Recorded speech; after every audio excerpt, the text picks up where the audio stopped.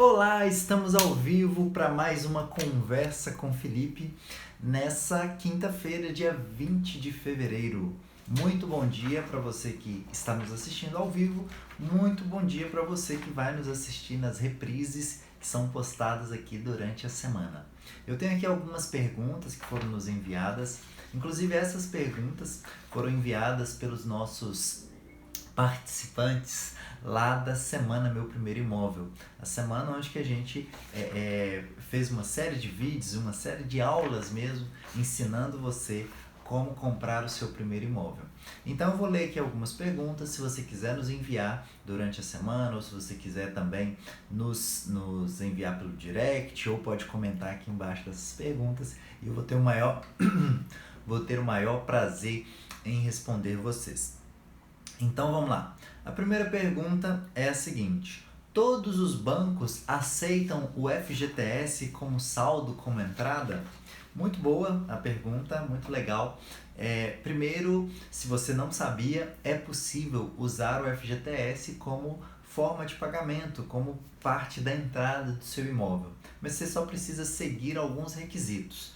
O requisito básico é que você esteja comprando um imóvel na região metropolitana, né? A Caixa usa um termo, região limítrofe. Então você precisa comprar o imóvel na região metropolitana da onde você mora hoje, da onde você exerce a sua atividade hoje. Então, se você mora ou exerce a sua atividade de trabalho hoje em Belo Horizonte, por exemplo, você consegue comprar um imóvel em toda a região metropolitana. Esse é o primeiro ponto. O segundo ponto é que você precisa necessariamente ter 36 meses, ou seja, 3 anos de contribuição com o FGTS. Todo mês a empresa vai fazer depósitos, né? Faz depósitos mensais. Então, lá na sua conta de FGTS tem que ter 36 depósitos, tem que aparecer lá 36 depósitos. Essa é uma regra da Caixa, né? Tanto que você esteja comprando o imóvel onde você mora hoje ou onde você trabalha, na região metropolitana de onde você mora ou você trabalha, e que você tenha no mínimo 36 meses. Olha, precisa ser na mesma empresa? Não, não precisa ser na mesma empresa. Precisa ser consecutivo? Também não precisa. Pode ser 6 meses em uma empresa, e aí você fica talvez um período sem trabalhar de carteira assinada, depois mais 6 meses. O importante é que a soma de todos os depósitos de FGTS, e lá na sua conta de FGTS vai aparecer assim: saldo, depósito efetuado referente a dezembro de 2019. Depósito efetuado referente a janeiro de 2020. Então, somando todos esses meses, você dando 36 meses, você consegue usar o FGTS. E aí, respondendo a pergunta: olha, todos os bancos eu consigo? Não, porque o FGTS ele é só apenas para os clientes que compram imóveis do programa Minha Casa Minha Vida. Então, apenas para aqueles clientes que compram programas do Minha Casa Minha Vida e compram com os bancos que operam, né, digamos assim, que vendem imóveis do Minha Casa Minha Vida, que é a Caixa e o Banco do Brasil. Então, para usar o seu FGTS como entrada, você precisa comprar um imóvel pela Caixa ou pelo Banco do Brasil. Beleza? Deixa eu ajustar aqui um pouquinho. Isso, assim fica melhor. Pega mais uma parte maior, né? Então vamos lá. Segunda pergunta é: quem tem restrição consegue comprar? Muito boa pergunta também.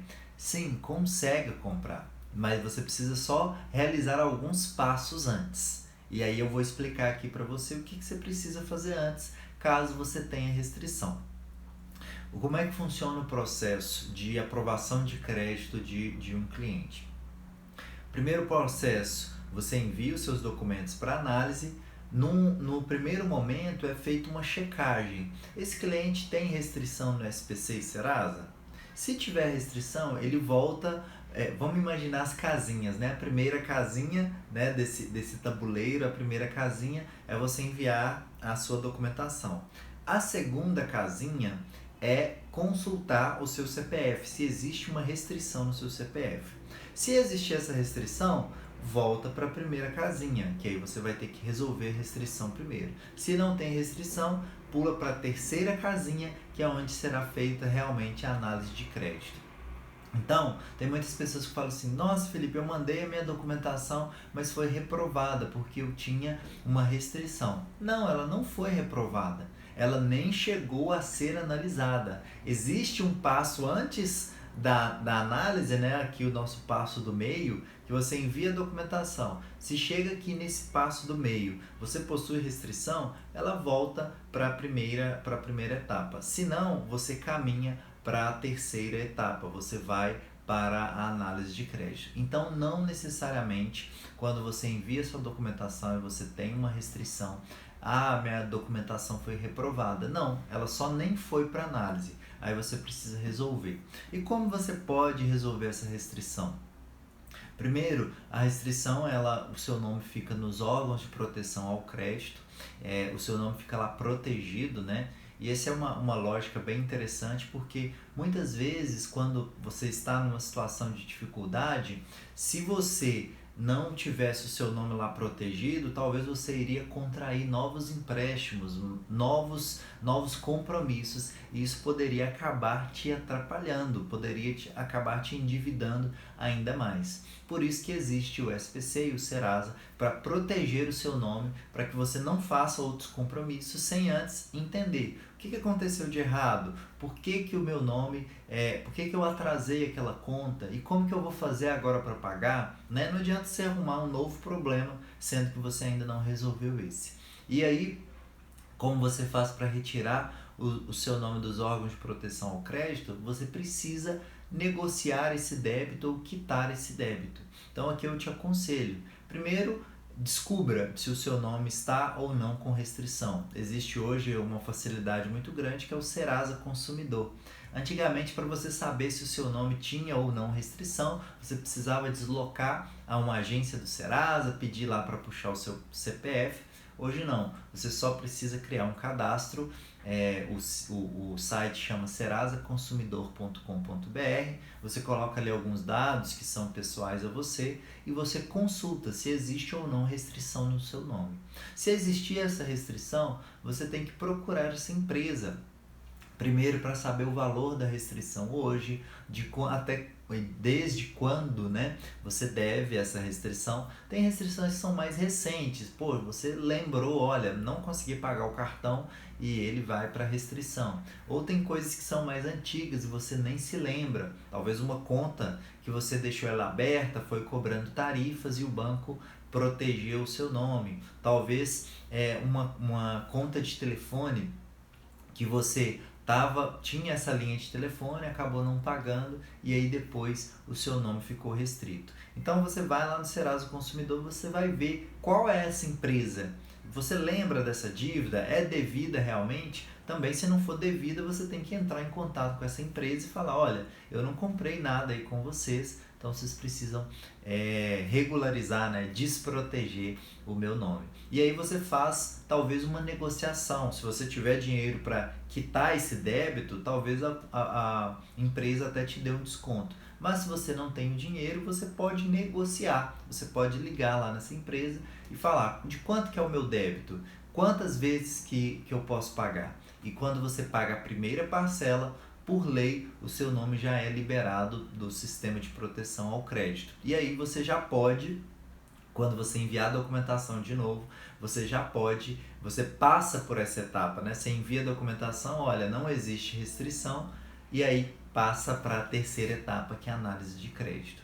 E aí você se pergunta: olha, mas será que se eu só negociar eu já consigo aprovação? Consegue sim. Eu já tive casos de clientes que mesmo só negociando, pagaram a primeira parcela e aí depois o nome é retirado dos órgãos de proteção ao crédito e conseguem sim comprar o seu imóvel. Então é perfeitamente possível que você consiga comprar mesmo com restrição. Você só precisa regularizar, negociar sua restrição e logo em seguida você pula para a próxima etapa.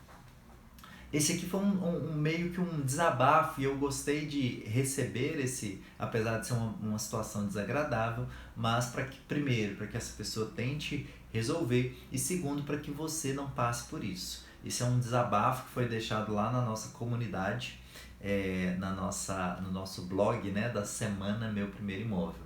E foi o seguinte: eu comprei um imóvel na planta e depois de 5 anos ainda não está pronto, sendo que o prazo era de 3 anos. Inclusive é uma situação muito delicada e envolve muitas questões, né? Muito sério isso, porque quando você compra um imóvel, você se planeja. Você fala, olha, vou comprar esse imóvel, a prazo de entrega vai ser tanto, eu vou deixar de pagar o aluguel, ou eu vou mudar de emprego, ou eu vou mudar a minha vida, né? Vou ir para próximo desse bairro, ou para próximo dessa cidade. E quando essa entrega não ocorre, ou quando ela atrasa e muito, como o caso dessa pessoa que já atrasou 2 anos. Isso atrapalha todo o planejamento, atrapalha tudo que você está planejando. Então é uma situação muito séria, né? É uma situação muito chata também. Mas como se prevenir disso, né? Como resolver isso? Como não deixar que isso aconteça? Será que todo imóvel na planta corre o risco disso acontecer? Será que se eu comprar na planta, eu não tenho como fazer nada? Não, existe sim, eu chamo de antídoto, você não ter problemas com relação à entrega do seu imóvel. Por quê? Porque existem duas modalidades de crédito quando você compra um imóvel na planta, né? Você tá lá, achou uma placa lá da construtora, olha esse imóvel aqui, nós vamos entregar em tal data, né? E você vai lá, conversa com o corretor, o valor cabe no seu bolso e aí você decide comprar. Mas tome muito cuidado, porque existem duas formas de crédito e uma delas pode acontecer isso, e na outra você não tem esse risco. As duas formas de crédito, uma a gente chama de crédito avulso, né? Crédito individual, e outro é o crédito associativo. E como é que funciona cada uma delas?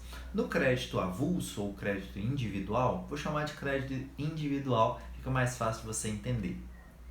Apenas a construtora está construindo o imóvel. Então ela faz o seu projeto, ela tem ali um know-how de construção, já construiu outros imóveis e ela decide, olha, eu vou comprar esse lote e vou fazer um prédio de apartamentos. Então ela cria o projeto, ela começa a construir e ela também começa a vender. Ela coloca o stand de vendas, ela começa a anunciar e aí você pode comprar esse imóvel. Quando você compra um imóvel de um crédito individual, você compra, assina um contrato com a construtora, mas você vai assinar o contrato com a Caixa lá na frente, quando o imóvel estiver pronto. Por quê? Quando o imóvel estiver pronto, a construtora vai regularizar toda a documentação e vai pedir para que a Caixa faça uma avaliação. Olha, quanto que vale esse imóvel? A Caixa vai avaliar e a partir daí você pode fazer o seu processo de financiamento. Então, no imóvel individual, você vai assinar o contrato com a Caixa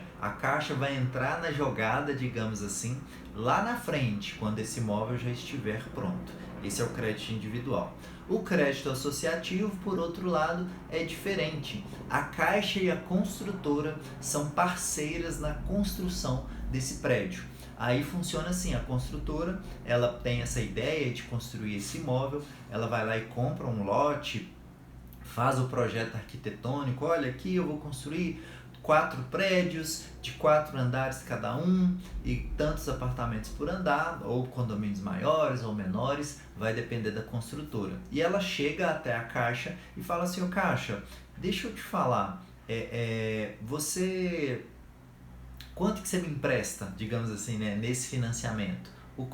Quanto que você avalia esse imóvel? Então, a construtora pede um financiamento da Caixa, pede para que a Caixa ajude essa construtora a fazer esse financiamento. Então, é associado, né? A construtora se associa à Caixa e as duas juntas criam um processo. Então, é chamado crédito associativo.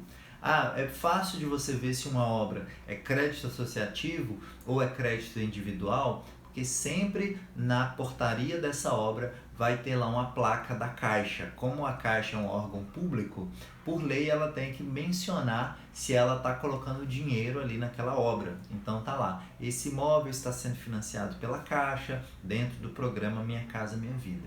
Então o crédito único, né, o crédito avulso, Individual é aquele em que a construtora constrói sozinha e lá na frente pede a ajuda da Caixa para financiar. E o crédito associativo, a construtora e a Caixa são parceiras, as duas estão juntas na construção desse imóvel. Então, sempre que você comprar um imóvel na planta, escute aqui o que eu estou te falando, escute os meus conselhos. Sempre que você comprar um imóvel na planta, escolha o crédito associativo. Por quê?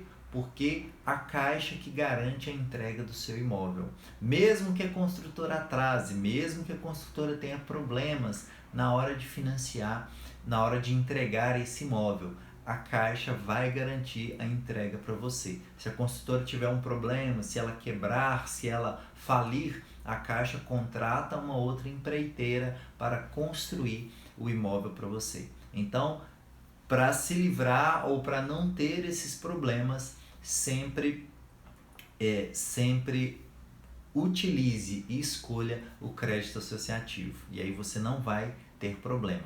Então existe uma forma de comprar um imóvel na planta sem correr riscos desnecessários, sem que você precise ter uma dor de cabeça dessa, de que o seu imóvel era para 3 anos, já tem 5 anos e você ainda nem sabe, a construtora ainda não conseguiu entregar pelos motivos dela lá, que ela está alegando, mas você não pode ficar à mercê disso. Então, sempre que você escolher um imóvel na planta, escolha o crédito associativo.